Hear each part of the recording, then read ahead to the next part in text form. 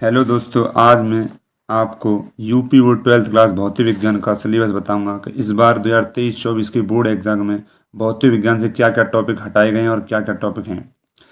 सबसे पहले भौतिक विज्ञान का जो अंक प्राप्त होते हैं आपको, वो 100 नंबर में से मिलते हैं, जिनमें 70 नंबर का आपका रिटन टेस्ट होता है और 30 नंबर का आप योगात्मक आपका टेस्ट होता है। इसमें आपके फर्स्ट फिजिक्स आपकी 35 नंबर की होती है और सेकंड फिजिक्स 35 नंबर की होती है। फर्स्ट फिजिक्स में आपकी सबसे पहले यूनिट है आपकी स्थिर वैद्युति, जिसमें आप पढ़ेंगे कि आवेश को स्थिर रखा गया है और उसके साथ देखेंगे क्या क्या घटनाएं होती हैं। इसमें आपका एक है स्थिर वैद्युति की यूनिट है, इसमें आपका विद्युत आवेशता क्षेत्र चैप्टर है और एक है स्थिर विद्युत विभव तथा धारिता। ये आपका 8 नंबर में आता है। दूसरा चैप्टर आपका धारा विद्युत है। इसमें आपका एक ही चैप्टर है धारा विद्युत, इसमें आप किरचॉफ के नियम पढ़ते हैं, सेल पढ़ते हैं, विद्युत प्रपथ पढ़ते हैं और इसमें आपका प्रतिरोधों का श्रेणी समांतर पढ़ते हैं। उसमें क्या क्या हटा है इसमें नीचे बात करेंगे हम। तीसरा चैप्टर है धारा का चुंबक विभव चुंबकत्व। इसमें पढ़ेंगे कि जब तार में धारा प्राप्त की जाती है तो कैसे उसमें चुंबकीय क्षेत्र उत्पन्न होता है, उसके बारे में इसमें पढ़ेंगे। इसमें आपका ओरस्टेड का प्रयोग है, बायो सावर्ट का प्रयोग है और आपका चुंबकीय विद्युत धारा बहुत सारी इसमें है। चौथा पढ़ेंगे वैद्युत चुंबकीय प्रेरण तथा प्रत्यय धारा, इसमें एसी डीसी के बारे में पढ़ेंगे, एसी कैसे प्राप्त होती है। और लास्ट चैप्टर है वैद्युत चुंबकीय तरंग, जो इन सभी चैप्टरों को जोड़ता है। ये आपका 4 नंबर का है।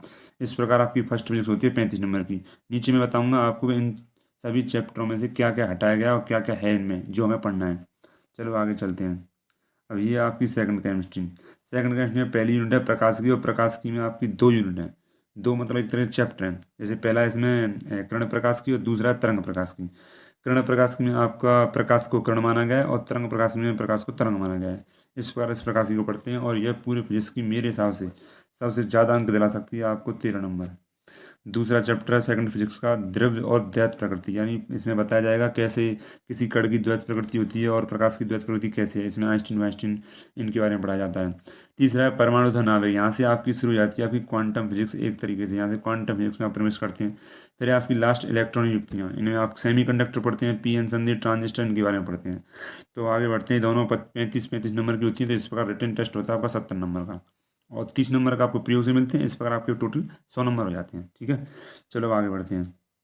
तो मैं आता हूँ आपका सबसे पहला चैप्टर स्थिर वैद्युतिकी। स्थिर वैद्युतिकी में मैंने बताया आपको वो सबसे पहला चैप्टर है आपका स्थिर विद्युत जिसमें आपका वैद्युत आवेश है। वैद्युत आवेश के बारे में पढ़ना है। आवेश संरक्षण नियम है कि आवेश को ना तो नष्ट किया जाता ना उत्पन्न, वो पढ़ना है आपका। कूलम के नियम है, दो बिंदु आवेश के बीच बल है, बहुत आवेश के कारण अध्यारोपण सिद्धांत पढ़ाया जाएगा आपका। सतत आवेश वितरण है, विद्युत क्षेत्र है, विद्युत आवेश के कारण विद्युत क्षेत्र है, विद्युत क्षेत्र रेखाएं हैं, इन सभी के बारे में पढ़ा जाएगा।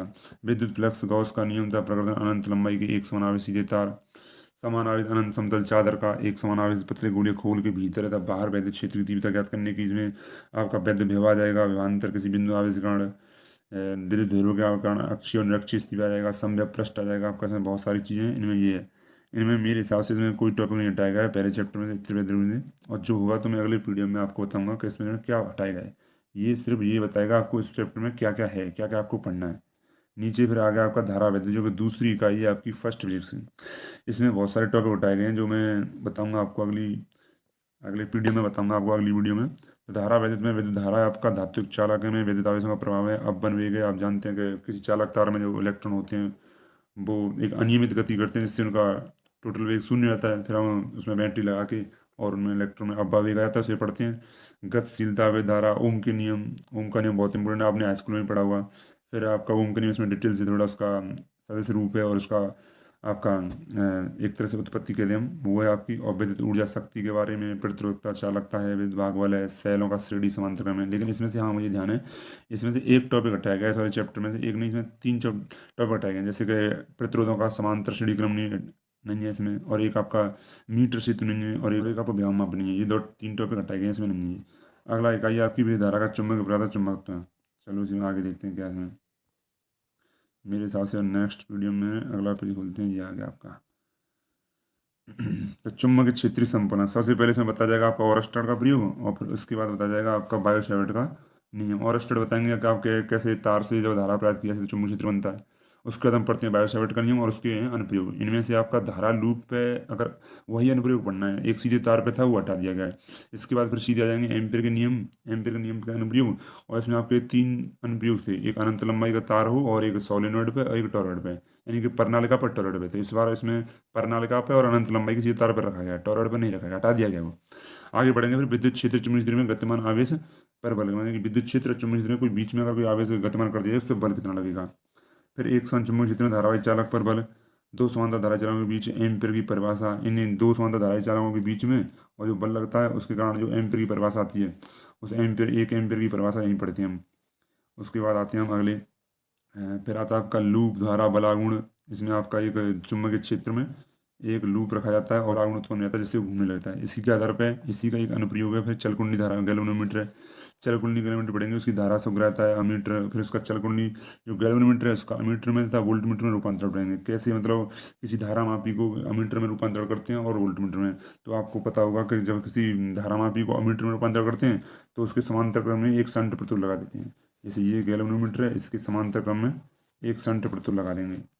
और अगर कोई धारा मापी आपका जी वोल्टमीटर में अगर परिवर्तित करना है तो उसके श्रेणी क्रम में एक आर प्रतिरोध लगा देंगे। तो इस प्रकार ये सब हो जाएगा। यहाँ पर मैं इसे हटा देता हूँ स्क्रीन पर से। अच्छा, आगे बढ़ते हैं।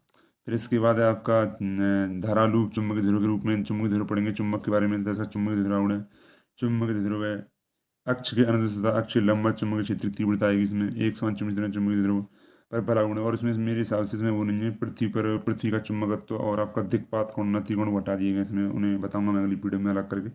आगे बढ़ते हैं। इसे फर्स्ट फिजिक्स का अगला चैप्टर है विद्युत चुम्बकीय प्रेरण तथा प्रत्यावर्ती धाराएं। इसमें आप एकदम चले जाओगे अल्टरनेट करंट में से एसी के बारे में पता चलता है कैसे एसी धारा बनती है। इसमें विद्युत चुम्बकीय प्रेरण फैराडे के नियम है दोनों, एक फर्स्ट नियम सेकंड नियम जो दिए हैं वो विद्युत चुम्बकीय प्रेरण है। एक लेंज का नियम है, फिर स्वप्रेरण अनुनाद स्वप्रेरण गुणांक एल होता है आपका, अनुप्रेरण गुणांक एम होता है। फिर यहीं से आपकी आ जाएगी प्रत्याधारा एसी। फिर इसमें आपका वर्ग मध्य मूलांश शिखर मान प्रतिघात प्रतिबाधा जेड एल सी आर परपथ ए सी परपथ इन सभी के बारे में, शक्ति गुणांक वाट धारा और ट्रांसफार्मर अपचेट ट्रांसफार्मर होता है आपका उच्चैट, इन सभी के बारे में पढ़ेंगे। आगे आपका टॉपिक है विद्युत चुम्बकीय। ये लास्ट चैप्टर है जो कि पूरी फर्स्ट फिजिक्स को पूरा का पूरा फर्स्ट फिजिक्स को ये चैप्टर ऐसा है एक जगह आपका एकत्रित करता है। इसमें मैक्सवेल ने मतलब पूरी फर्स्ट फिजिक्स के सभी नियमों को एक ही जगह पर लिख दिया, जिसमें बताया गया विस्थापन धारा की अवस्था मैक्सवेल के नियम है चार, उनके बारे में बताया गया। और बताया गया कि जो प्रकाश है आपका एक विद्युत चुम्बकीय तरंग है और उसकी क्या क्या गुण है उसके, और विद्युत चुम्बकीय तरंगों के प्रकार बताए गए जैसे रेडियो तरंग है, सूक्ष्म तरंग है, अवरक तरंग है, दृश्य परावैनीकरण है, गामा कण है, इन सभी के उपयोग पढ़ने हैं। जैसे परावैनीकरण है आपका फिंगरप्रिंट देखने काम आता है, दृश्य प्रकाश की तरंग है वो हमें दिखाई देती है, देखने में सारी देती है, जो हमें दिखाई देता है वो प्रकाश दृश्य प्रकाश तरंग की वजह से दिखाई देता है। आगे बढ़ते हैं। अब यहाँ से आता है आपका सेकंड फिजिक्स जिसे हम द्वितीय भौतिकी बोलेंगे। इसमें सबसे पहले यूनिट है प्रकाश की, क्योंकि विद्युत चुम्बकीय तरंग में बता दिया गया कि प्रकाश एक विद्युत चुम्बकीय तरंग है, तो तुरंत ही बाद उसके अगला चैप्टर आपका प्रकाश की। अब इसमें थोड़ा सा शुरू शुरू में आपका आ जाता है हाई स्कूल का, जैसे प्रकाश का परावर्तन आपने हाई स्कूल में पढ़ा हुआ, गोलीय दर्पण दर्पण सूत्र बना पौन एफ बराबर होता है बना पौन वी एफ प्लस के बना पौन यू, ये आपने पढ़ा हुआ हाई स्कूल में। और इसमें लेंस सूत्र इसमें माइनस लग जाता है, ये सब तुमने आसनों पढ़ा हुआ। फिर थोड़ा इसमें और भी इसमें लेंस पतले लेंसों का सूत्र है, लेंस मेकर सूत्र है आपका, और लेंस की शक्ति संपर्क में पतले लगने, ये सब थोड़ा लेवल का हाई होता है तो इसमें इंटर में इसलिए हाईस्कूल नहीं पढ़ाया जाता है।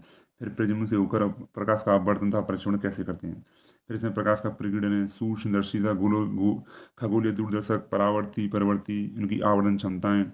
यहाँ तक आपका ये तरंग प्रकाश की किरण प्रकाश की मात्रा है। फिर आपकी शुरू आती है तरंग प्रकाश की। तरंग प्रकाश में तरंगाग्र हाइगेंस के सिद्धांत के द्वारा पाया जाता है। हाइगेंस ने बताया था कि प्रकाश एक तरंग है।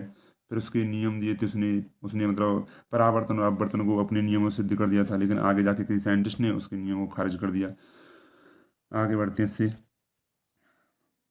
फिर से इसने ये प्रकाश के पीड़न के बाद आपके तरंगाग्र के बाद हम पढ़ते हैं व्यतिकरण, फिर विवर्तन आएगा आपका, व्यतिकरण है फिर विवर्तन है। और फिर इसमें थोड़ा ध्रुवण है वो हटा दिया गया है, पोलराइड का उपयोग है। समतल ध्रुवित प्रकाश है, ध्रुवण मतलब थोड़ा बहुत रखा है, इतना नहीं है इसमें, जो मैं अगले बताऊंगा आपको क्या क्या हटाया गया है।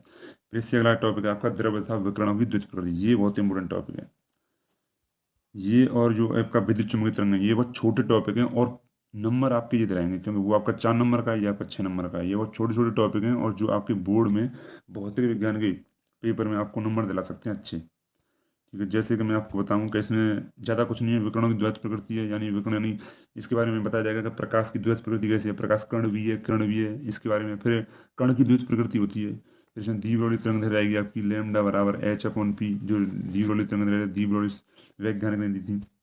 उसके बाद आपका परमाणु तथा नाभिक, ये थोड़ा ऐसा लगेगा आपको कि केमिस्ट्री पढ़ रहे हैं हम, पर ये आपका फिजिक्स का ही भाग है थोड़ा। इसमें दिक्कत आती है, कोई नहीं, इसमें हो जाता है। अल्फा कण प्रकीर्णन का प्रयोग जो आपके रदरफोर्ड ने किया था, रदरफोर्ड के दो शिष्य थे उन्होंने किया था। परमाणु का रदरफोर्ड मॉडल है, इसमें बोर मॉडल है। इसके बाद इससे नीचे जो और भी मॉडल हैं वो सब केमिस्ट्री में चले जाते हैं, इसमें नहीं रखा गया है।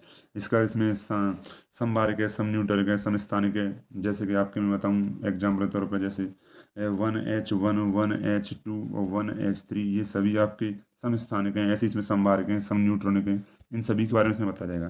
फिर इसमें नाभिकीय संलयन है, नाभिकीय विघटन है। जो आपका सूर्य में होता है वो नाभिकीय संलयन, और आपका परमाणु बम में नाभिकीय विघटन होता है, जिसमें आप परमाणु बम और परमाणु भट्टी बनाई जाती हैं। आगे लास्ट टॉपिक है इसमें सेकंड फिजिक्स का और आपकी पूरी भौतिकी का इलेक्ट्रॉनिक युक्तियाँ। इलेक्ट्रॉनिक युक्तियाँ आपका सेमीकंडक्टर संबंध है। इसमें आपको चालक, अर्धचालक और कुचालक की एक नई परिभाषा मिलेगी। इसमें आपके ठोसों से ऊर्जा बैंड के आधार पर इन चालक, कुचालक और अर्धचालक की परिभाषा मिलेगी। फिर इसमें ज़्यादा कुछ नहीं है, और इसमें बताया जाएगा आपका पीएन संधि डायोड के बारे में बताया जाएगा। और इसमें से बहुत सी चीज़ें हट गई हैं, जैसे आपका आगे हटाई, जैसे लॉजिक गेट थी आपकी, तुम और गेट, नंद गेट, ये सब लॉजिक गेट थी, इसमें से सब हटा दिए गए हैं। और ये आपका सिलेबस है जो कि आपका 70 नंबर का होगा। तो इसमें मेरे हिसाब से ये चैप्टर और इकाई नंबर 4 दूसरे फिजिक्स में, एक तो इकाई नंबर 4 है, और इसके बाद है आपकी इकाई नंबर 2, इकाई नंबर 2 है, और इसके बाद है आपकी विद्युत चुम्बकीय तरंग है। ये आपका 4 नंबर का ये हो गया, और इकाई 2 हो गई आपकी 6 नंबर की, 10 नंबर, और इकाई 4 हो गई 8 नंबर की। इस प्रकार आपकी 18 नंबर के छोटे छोटे चैप्टर हैं, इन्हें आप कर सकते हो आसानी से। और भी हैं इसमें चैप्टर समझ में आ जाएंगे, जैसे कि आपका प्रकाश की है, वो आपको हाई स्कूल लेवल समझते हैं, यानी कि सेकंड केमिस्ट्री तो आपको, second physics sorry, second physics आपको इतनी प्रॉब्लम नहीं देगी, क्योंकि इसमें पहला चैप्टर है कि वो आपका थोड़ा हाई स्कूल से रिलेट करता है, और नीचे वाले चैप्टर हैं वो थोड़े सिंपल हैं, कोई दिक्कत नहीं आएगी इसमें। छोटे छोटे चैप्टर हो जाएंगे। परमाणु नाभिक के बारे में आपने 9th में पढ़ रखा है। तो इस प्रकार ये आपका सिलेबस है। और मैं एक वीडियो और बनाऊंगा कि क्या क्या चैप्टर में से क्या क्या टॉपिक हटाए गए हैं, उनके बारे में और बनाऊंगा मैं आपको एक वीडियो। आप इसे देख लीजिएगा क्या क्या पढ़ना है, और अपने इसी PDF के हिसाब से अपने सिलेबस की तैयारी करें। Thank you.